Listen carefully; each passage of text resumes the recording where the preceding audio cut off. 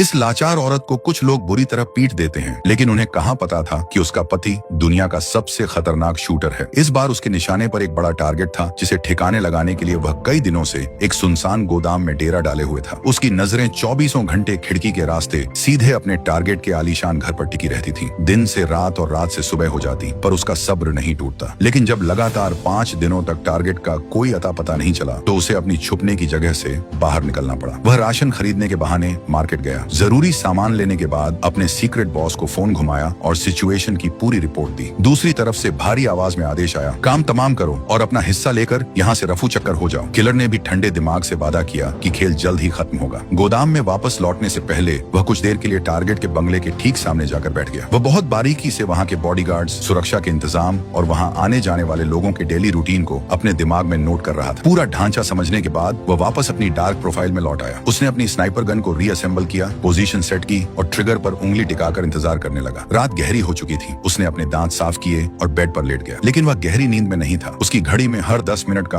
Alarm set था। Alarm बजता, वह उठता, खिड़की से दूरबीन के जरिए टारगेट के घर को चेक करता और फिर लेट जाता। आधी रात के सन्नाटे को चीरती हुई कुछ आहटें उसके कानों में पड़ी। उसने लेंस से देखा, टारगेट आखिरकार घर लौट आया था और इस बार वह अकेला नहीं था, बल्कि अपने साथ एक डांसर को लेकर आया था। किलर ने बिना 1 सेकंड गंवाए अपनी गन उठाई और टारगेट को लॉक कर दिया। बदनसीब टारगेट को इस बात का जरा भी अंदाजा नहीं था कि मौत चंद इंच की दूरी पर उसका इंतजार कर रही है। कमरे के अंदर म्यूजिक बज उठा और वह औरत टारगेट के सामने डांस करने लगी। किलर ने मन ही मन पैंतरा बदला, जैसे ही टारगेट सोफे पर आराम से बैठेगा, मैं खोपड़ी उड़ा दूंगा। निशाना बिल्कुल पक्का था। उसने सांस रोकी और ट्रिगर दबा दिया, पर ठीक उसी माइक्रो सेकंड में वह डांसर घूमते हुए अचानक टारगेट के ठीक सामने आ गई। बुलेट सीधे डांसर के सीने को पार कर गई और वह मौके पर ही ढेर हो गई। किलर ने तुरंत दूसरी गोली दागनी चाहिए, लेकिन तब तक धमाके की आवाज सुनकर बॉडीगार्ड्स अलर्ट हो चुके थे और उन्होंने फुर्ती से खिड़की के मोटे पर्दे और दरवाजे बंद कर दिए। निशाना चूक चुका था और मिशन पूरी तरह फेल हो चुका था। एक प्रोफेशनल किलर की तरह उसने पैनिक होने के बजाय तुरंत अपनी गन को पैक किया, कमरे से अपने उंगलियों के निशान और सबूत मिटाए और पुलिस के आने से पहले ही उस अंधेरे गोदाम से हवा की तरह गायब हो गया। वारदात को अंजाम देने के बाद वह एक इलेक्ट्रिक स्कूटर पर सवार होकर भागने लगा। उसने रास्ते में अपने बैग का कुछ सामान बिखेर दिया ताकि पुलिस का ध्यान भटक जाए। शहर की सीमा पार करते ही उसने उस स्कूटर को भी सड़क किनारे लावारिस छोड़ दिया और अब वह पैदल आगे बढ़ने लगा। अपनी पहचान मिटाने का सिलसिला यही नहीं रुका। चलते चलते उसने अपने सिर का हेलमेट एक गहरी नदी में विसर्जित कर दिया और तेजी से एक ग्रोसरी स्टोर के पब्लिक वॉशरूम में घुस गया। उसने फुर्ती से अपनी दाढ़ी साफ की, चेहरा बदला, कपड़े चेंज किए और जाने से पहले पूरे बाथरूम को चमका दिया ताकि उसका एक भी फिंगरप्रिंट या डीएनए का कतरा वहां न छूटे। इसके बाद उसने एक टैक्सी बुक की और सीधे इंटरनेशनल एयरपोर्ट का रुख किया। एयरपोर्ट के एंट्री गेट पर पहुंचने से पहले उसने अपनी सबसे वफादार साथी गन को एक सुनसान कचरे के डिब्बे के हवाले कर दिया और टिकट काउंटर की लंबी कतार में जाकर खड़ा हो गया। लाइन में खड़े खड़े अचानक उसकी रीढ़ में एक सिहरन दौड़ गई। उसने देखा कि पुलिस का एक खोजी कुत्ता लगातार उसी की तरफ घूर रहा है। एक पल के लिए इस शातिर कातिल के चेहरे पर भी हवायां उड़ने लगी। पकड़े जाने के डर से वह दोबारा वॉशरूम की तरफ भागा, खुद को अच्छे से सैनिटाइज किया ताकि गन पाउडर की गंध मिट सके। वापस लौटकर उसने फेलिक्स अंगर नाम के एक फर्जी पासपोर्ट और वीजा का इस्तेमाल किया और इमिग्रेशन क्लियर कर लिया। अभी वह फ्लाइट में बोर्ड करने ही वाला था कि उसके फोन की स्क्रीन चमक उठी। उसके सीक्रेट बॉस का कॉल था। फोन उठाते ही दूसरी तरफ से गुस्से का गुब्बार फूटा। सारा खेल चौपट कर दिया तूने, ये क्या बकवास करके आया है वहाँ? बॉस का गुस्सा 7वें आसमान पर था। किलर ने बिना कोई सफाई दिए ठंडे दिमाग से फोन काटा, उसके टुकड़े टुकड़े किए और प्लेन के अंदर दाखिल हो गया। लेकिन मुसीबतें उसका पीछा छोड़ने का नाम नहीं ले रही थी। फ्लाइट में बैठते ही उसकी नजर एक बेहद अजीब और संदेहास्पद शख्स पर पड़ी जो लगातार उसी को नोटिस कर रहा था। किलर का छठा सेंस एक्टिव हो चुका था। जैसे ही प्लेन लैंड हुआ, उसने अपनी आगे की कनेक्टिंग फ्लाइट कैंसिल कर दी और एक नए फर्जी नाम से दूसरी टिकट बुक की। लेकिन चौकसी के दौरान उसने पाया कि वह अजीब आदमी अब भी एयरपोर्ट के वेटिंग लाउंज में मौजूद था। खतरे की घंटी बज चुकी थी। उसने आगे का सफर अगले दिन के लिए टाल दिया और शहर के एक गुमनाम होटल में कमरा ले लिया। कमरे के अंदर घुसते ही उसने किसी भी अनहोनी से बचने के लिए दरवाजे और खिड़कियों पर एक सीक्रेट जाल सेट किया और खुद हाथ में एक धारदार चाकू थामकर पूरी रात बिना पलक झपकाए बैठा रहा। उसका इरादा साफ था, जो भी दरवाजा पार करेगा सीधा मौत के घाट उतरेगा। लेकिन वह रात अजीब थी। पूरी रात सन्नाटा पसरा रहा, कोई नहीं आया। अगली सुबह वह बिना वक्त गंवाए सीधे एयरपोर्ट पहुंचा, फ्लाइट पकड़ी और आखिरकार सुरक्षित अपने मुल्क डोमिनिकन रिपब्लिक वापस लौट आया। डोमिनिकन रिपब्लिक में अपने घर पहुंचते ही किलर के कदम ठिठक गए। गेट के पास जमीन पर किसी अनजान मर्द के जूतों के निशान थे और पास ही सिगरेट का टुकड़ा पड़ा था। उसके ट्रेंड दिमाग ने तुरंत भांप लिया कि खेल बिगड़ चुका है। उसने बिना एक पल गंवाए अपनी गन लोड की और घर के अंदर दाखिल हुआ। अंदर का मंजर देखकर उसका दिल बैठ गया। फर्श पर ताजा खून के धब्बे बिखरे पड़े थे। उसने कांपते हाथों से अपनी गर्लफ्रेंड का नंबर डायल किया, लेकिन जब फोन किसी और ने उठाया तो वह पागलों की तरह अस्पताल की तरफ भागा। अस्पताल के आईसीयू वार्ड में उसकी गर्लफ्रेंड जिंदगी और मौत के बीच झूलते हुए कोमा में थी और पास ही उसका भाई बैठा था। भाई ने रोते हुए जो सच बताया उसने किलर के पैरों तले जमीन खिसका दी। उसने बताया कि एक बेरहम आदमी और एक औरत उनके घर में जबरन घुस आए थे। उनका असली टारगेट कोई और नहीं बल्कि खुद यह किलर था, लेकिन जब वह नहीं मिला तो उन्होंने उसकी गर्लफ्रेंड को अपनी हैवानियत का शिकार बना डाला। लड़की ने अपनी जान बचाने के लिए उनसे डटकर मुकाबला किया, लेकिन वे उस पर भारी पड़े। अधमरी हालत में जब वह किसी तरह वहां से बचकर भागी तो उसने देखा कि वे दोनों हमलावर एक हरे रंग की छत वाली टैक्सी में बैठकर फरार हो गए। अपनी मोहब्बत को इस हाल में देखकर उस पत्थर दिल कातिल की आंखों में आंसू आ गए। वह पूरी रात अस्पताल के उस ठंडे कमरे में अपनी गर्लफ्रेंड का हाथ थामे बैठा रहा। देर रात जब लड़की को होश आया तो उसने रोते हुए वह खौफनाक दास्तान बयां की। वे मुझे तड़पा रहे थे, टॉर्चर कर रहे थे ताकि मैं तुम्हारे ठिकाने का राज उगल दूं। मैंने सारा दर्द सह लिया लेकिन तुम्हारा सौदा नहीं किया। उसका निस्वार्थ प्यार देखकर किलर के अंदर का शैतान जाग उठा। उसने तय कर लिया कि जिसने भी यह किया है उसकी मौत अब तय है। उसी रात वह अपने घर लौटा और फर्श के नीचे छुपाए हुए हथियारों का एक भारी भरकम संदूक बाहर निकाला। अब वह किसी को बख्शने के मूड में नहीं था। अगले दिन वह अपनी गाड़ी लेकर शहर की सड़कों पर निकल पड़ा। उसके पास उन कातिलों तक पहुंचने का सिर्फ एक ही सुराग था, वह हरे रंग की छत वाली टैक्सी। उसने पूरे शहर का कोना कोना छान मारा, हर चौराहे और गली में उस गाड़ी को तलाशा।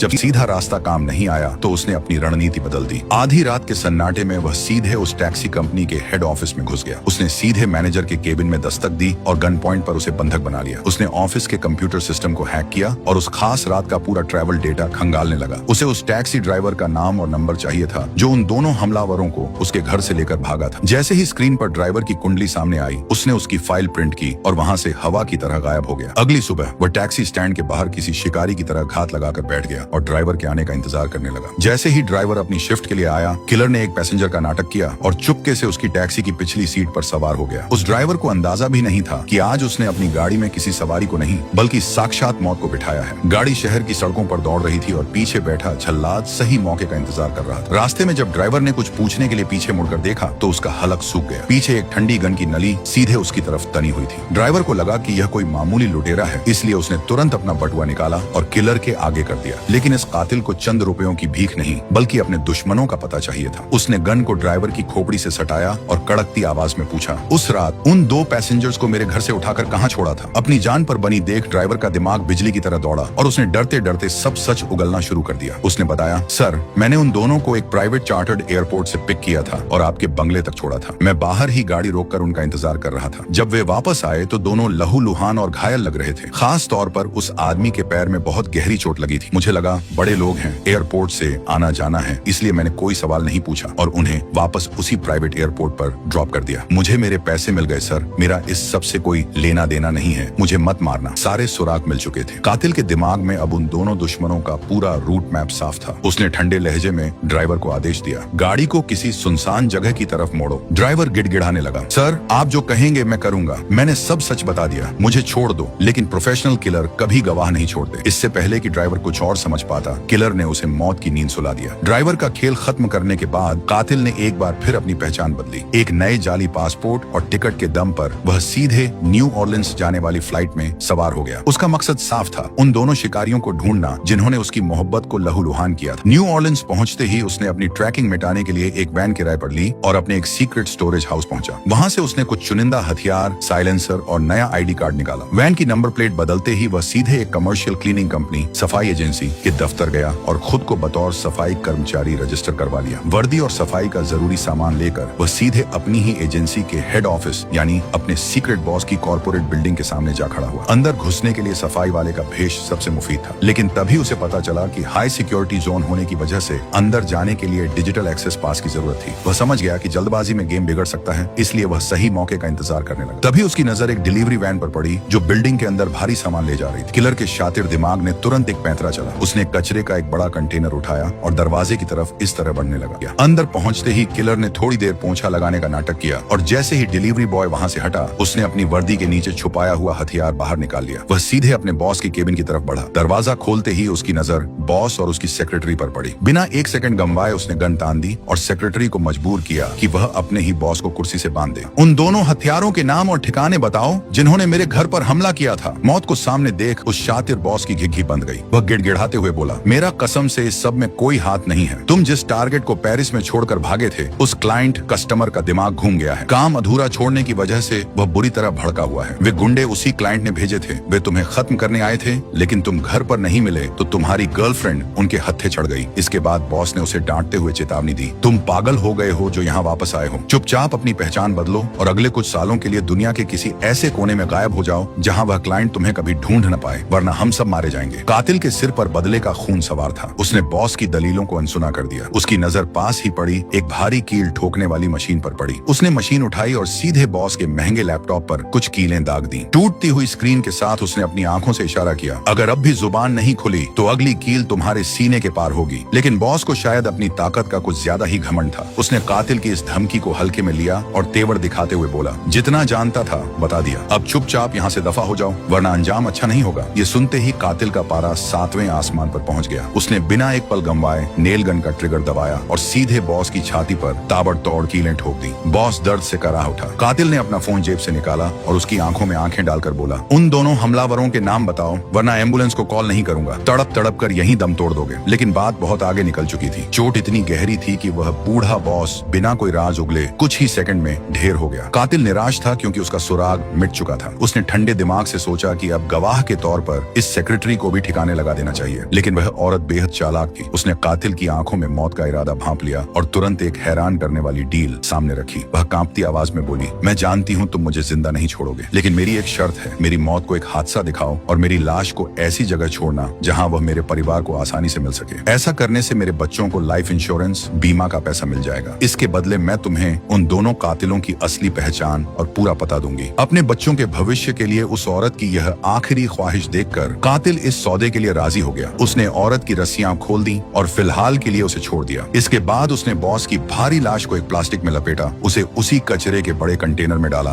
दफ्तर से खून के सारे निशान साफ किए और सेक्रेटरी के घर की तरफ चल पड़ा। रास्ते में मौत को इतने करीब देखकर उस औरत की हिम्मत जवाब दे गई। वह रोते हुए अपनी जान की भीख मांगने लगी, तुम जो कहोगे मैं वो करने को तैयार हूँ, प्लीज मुझे मत मारो। लेकिन कातिल के चेहरे पर कोई भाव नहीं था। जैसे ही वे उसके घर के गैराज के पास पहुंचे, औरत ने खुद को बचाने के लिए पूरी ताकत से चीखना शुरू कर दिया ताकि कोई पड़ोसी उसकी आवाज सुन सके। लेकिन उस सुनसान इलाके में उसकी आवाज सुनने वाला कोई नहीं था। कातिल ने फुर्ती से उसे दबोचा, गैराज का दरवाजा खोला और गाड़ी को अंदर कर दिया। मौत का समय करीब देखकर औरत ने आखिरकार दोनों हमलावरों का नाम उगल दिया। साथ ही उसने अपनी दराज से एक गुप्त पोस्ट कार्ड निकाला जिस पर उस असली मास्टरमाइंड क्लाइंट का पता लिखा था जिसने इस खूनी खेल का ऑर्डर दिया था। अपना सुराग हाथ लगते ही कातिल ने अपने सौदे का आखिरी हिस्सा पूरा किया। उसने बिना कोई दर्द दिए झटके से उस औरत की गर्दन मरोड़ दी और लाश को सीढ़ियों से नीचे धक्का दे दिया ताकि पुलिस को यह महज एक घरेलू एक्सीडेंट लगे और उसके मासूम बच्चों को इंश्योरेंस के पैसे मिल सके। सेक्रेटरी के घर से निकलने के बाद कातिल सीधे अपने खुफिया स्टोरेज यूनिट पहुंचा। सबूतों को पूरी तरह मिटाने के लिए उसने अपने बॉस की लाश को वहीं जलाकर खाक कर दिया। अगली सुबह उसने एक सुनसान पुल पर जाकर उस बची खुची राख को हवा के हवाले कर दिया ताकि किसी को भनक तक न लगे। उस रात उसने किराए की वैन को अंदर बाहर से अच्छी तरह साफ किया, नकली नंबर प्लेट को ठिकाने लगाया और अगले दिन उसे रेंटल कंपनी को वापस सौंप दिया। अब उसकी राहों के सारे कांटे साफ थे और उसकी मंजिल थी फ्लोरिडा, जहां उसकी गर्लफ्रेंड को टॉर्चर करने वाले दोनों शिकारी छिपे बैठे थे। फ्लोरिडा पहुंचकर उसने अपनी रणनीति बनाई। उसने तय किया कि पहले वह उस मर्द कातिल को ठिकाने लगाएगा और फिर उस औरत की बारी आएगी। उसने पोस्ट कार्ड के पते का पीछा करते हुए उस मेल किलर के ठिकाने की रेखी शुरू की। घर के बाहर कुछ लोग एक पालतू कुत्ते के साथ वक्त बिता रहे थे। कातिल की नजरें घूमते हुए अचानक उनमें से एक शख्स पर जाकर टिक गईं। वह चलने में थोड़ा लंगड़ा रहा था। यह वही पैर की चोट थी जिसका जिक्र उस टैक्सी ड्राइवर ने किया था। शिकार की पहचान हो चुकी थी। पूरा दिन वह बाज की तरह घर के बाहर मंडराता रहा। शाम ढलते ही उसने देखा कि वे लोग पास के कसीनो की तरफ निकल पड़े हैं। कातिल ने साए की तरह उनका पीछा किया और कसीनो के अंदर भी उन पर पैनी नजर रखी। रात के करीब 12 बजे वह लंगड़ाता हुआ किलर आखिरकार अकेला अपने घर लौटा। बदले का काउंटडाउन शुरू हो चुका था। कातिल दबे पांव अहाते के अंदर दाखिल हुआ, लेकिन तभी रखवाले कुत्ते ने उसे देख लिया और जोर जोर से भौंकने लगा। कातिल ने तुरंत अपनी जेब से नशीली दवा, मिला हुआ गोश्त का टुकड़ा उसकी तरफ फेंक दिया। कुछ ही पलों में कुत्ता गहरी नींद सो गया। रास्ता साफ होते ही कातिल जैसे ही घर के अंदर घुसा, अचानक अंधेरे से उस लंगड़े किलर ने उस पर जानलेवा हमला कर दिया। दरअसल वह भी एक प्रोफेशनल था और उसे अच्छी तरह अंदाजा था कि पेरिस वाला शिकारी अपना बदला लेने यहाँ जरूर आएगा। दोनों के बीच हड्डियों को तोड़ देने वाली खूनी जंग शुरू हो गई। मुक्के, लातें और जो हाथ में आया वे एक दूसरे पर वार करने लगे। कमरा अखाड़ा बन चुका था, लेकिन जब कातिल उस पर भारी पड़ने लगा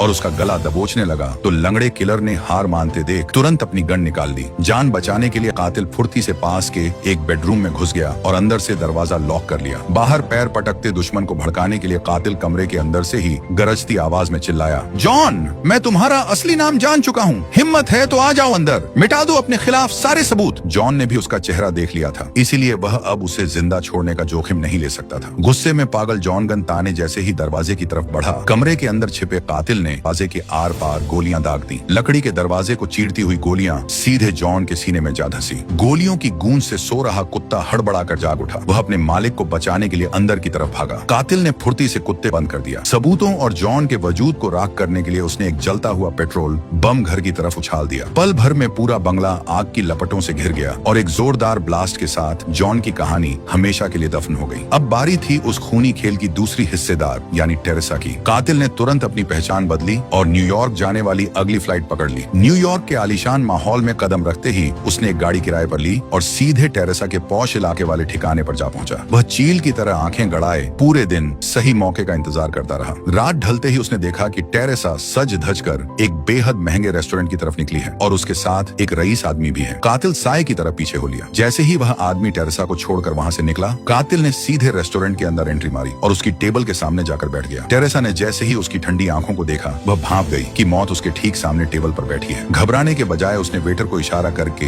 एक बेहद महंगी ड्रिंक ऑर्डर की और ग्लास घुमाते हुए ठंडे लहजे में पूछा, तो तुमने हमारे हैंडलर बॉस को ठिकाने लगा दिया? कातिल ने बिना कुछ बोले बस खामोशी से हाँ में अपना सिर हिला दिया। टेरेसा ने ड्रिंक की चुस्की ली और अपनी सफाई पेश करते हुए बोली, देखो, मेरा तुमसे या तुम्हारी उस लड़की से कोई निजी झगड़ा नहीं था। हम सिर्फ क्लाइंट के दिए पैसों के लिए काम कर रहे थे। सच कहूँ तो मैं खुद टॉर्चर के सख्त खिलाफ थी। मेरा काम सिर्फ तुम्हें सीधे रास्ते मौत की नींद सुलाना था। पर जब तुम अपने घर पर नहीं मिले तो मेरे उस पागल साथी जॉन ने तुम्हारी गर्लफ्रेंड पर अपना गुस्सा निकाल दिया। टेरेसा की इस चिकनी चुपड़ी बातों का कातिल पर रत्ती भर भी असर नहीं हुआ। उसने अपनी जेब में गन पर हाथ टिकाया और बर्फ जैसी ठंडी आवाज में कहा, कहानी अच्छी है पर मैं तुम्हें जिंदा नहीं छोड़ूंगा। टेरेसा समझ गई कि यहाँ तमाशा करने से कोई फायदा नहीं है। वह चुपचाप उठी और कातिल के साथ रेस्टोरेंट से बाहर एक सुनसान और अंधेरे पार्क की तरफ चल दी ताकि इस खूनी खेल का आखिरी फैसला किया जा सके। पार्क की ढलान वाली सीढ़ियां उतरते समय अचानक टेरेसा का पैर फिसला और वह लड़खड़ाकर गिर पड़ी। उसने बेबसी का नाटक करते हुए कातिल की तरफ मदद के लिए अपना हाथ बढ़ाया, लेकिन कातिल कोई नौसिखिया नहीं था। उसने उसकी आंखों में छिपा फरेब पढ़ लिया और उसकी छाती पर गोली दाग। टेरेसा की आस्तीन के अंदर एक बेहद धारदार छुरी छिपी हुई थी। अगर वह उसकी मदद के लिए हाथ बढ़ाता तो वह छुरी सीधे कातिल के गले के पार होती। एक और शिकारी का अंत हो चुका था और सीधे शिकागो जाने वाली फ्लाइट पकड़ ली। अब उसकी गन की नली सीधे उस महा मास्टरमाइंड यानी उस क्लाइंट की तरफ मुड़ने वाली थी जिसने इस पूरे खूनी तांडव की पटकथा लिखी थी। शिकागो पहुंचकर जब कातिल ने उस क्लाइंट की कुंडली खंगाली तो उसे एहसास हुआ कि यह शिकार बाकी सबसे अलग है। वह आदमी अथाह पैसे और ऊंचे रसूख वाला एक अरबपति था जिसकी सुरक्षा को भेदना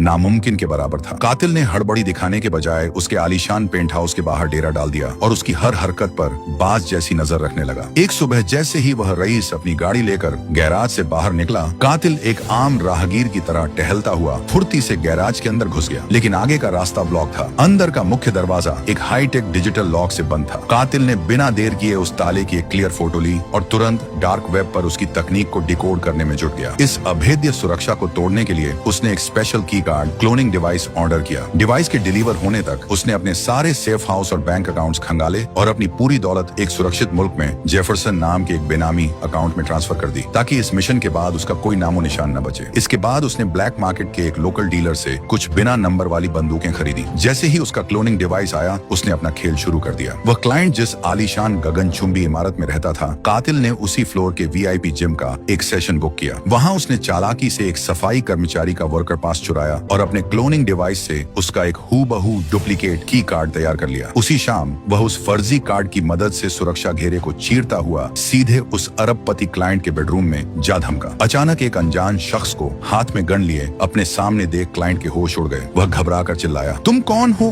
और यहाँ अंदर कैसे घुसे? कातिल को लगा कि यह अमीर आदमी सिर्फ अनजान बनने का नाटक कर रहा है। उसने जेब से वही सीक्रेट पोस्ट कार्ड निकाला और क्लाइंट के चेहरे के आगे कर दिया जिस पर इस सुपारी का पूरा ब्यौरा था। पोस्ट कार्ड देखते ही क्लाइंट के चेहरे का रंग सफेद पड़ गया। उसे तुरंत याद आ गया कि यह वही शूटर है जो पेरिस वाले मिशन में चूक गया था। अपनी जान की भीख मांगते हुए क्लाइंट तेजी से बोला, रुको, मेरी बात सुनो, इस सब में मेरी कोई गलती नहीं है। जब तुम्हारा पेरिस वाला मिशन फेल हुआ तो मैंने सोचा कि इंसान से गलती हो जाती है और मैंने बात वहीं खत्म कर दी थी, लेकिन वो तुम्हारा हैंडलर बॉस था जिसने मुझे भड़काया। उसने कहा कि यह तुम्हारी लापरवाही है और तुम्हें जिंदा छोड़ना खतरे से खाली नहीं है। उसने मुझसे $1,500 और मांगे ताकि वह तुम्हें और तुम्हारे वजूद को हमेशा के लिए मिटा सके। ये सुनते ही कातिल के दिमाग की कड़ियां जुड़ गईं। असल में उस बूढ़े बॉस को गुस्सा इस बात का था कि उसका सबसे बेस्ट शूटर फेल कैसे हो गया। उसे डर था कि अगर पुलिस पुलिस ने इस शूटर को पकड़ा तो वो खुद भी जेल जाएगा। इसलिए उस लालची बॉस ने ही इस कातिल को रास्ते से हटाने के लिए उन 2 शिकारियों को उसके घर भेजा था। क्लाइंट लगातार गिड़गिड़ा रहा था, उन दोनों जल्लादों को भेजने में मेरा कोई हाथ नहीं था, सब तुम्हारे बॉस का प्लान था। कातिल ने अपनी पारखी आंखों से क्लाइंट के चेहरे को देखा। वो समझ गया कि मौत के मुहाने पर खड़ा यह अमीर आदमी झूठ नहीं बोल रहा है। कुछ पलों के ठंडे सन्नाटे के बाद कातिल ने अपनी गन नीचे की, लेकिन जाने से पहले उसने क्लाइंट के कान के पास बर्फ जैसी ठंडी आवाज में चेतावनी दी, आज के बाद अगर दुनिया के किसी भी कोने में मेरी पहचान उजागर हुई तो अगली बार मैं बात करने नहीं आऊंगा। खौफ से कांपते हुए क्लाइंट ने हाँ में सिर हिला दिया। सारे हिसाब किताब छुकता हो चुके थे, नफरत की आग शांत हो चुकी थी। कातिल वहां से चुपचाप निकला और सीधे अपने मुल्क डोमिनिकन रिपब्लिक वापस लौट आया। घर पहुंचकर उसने देखा कि उसकी गर्लफ्रेंड अब पहले से काफी बेहतर थी और कोमा से बाहर आ चुकी थी। उसने अपनी जिंदगी की आखिरी गन को हमेशा के लिए जमीन में दफन कर दिया। खून और बारूद के उस काले रास्ते को छोड़कर वह अब अपनी प्रेमिका के साथ एक बेहद शांत और आम इंसान की तरह जिंदगी गुजारने लगा। अगर आपको ये कहानी अच्छी लगी हो तो चैनल को सब्सक्राइब कर लीजिए।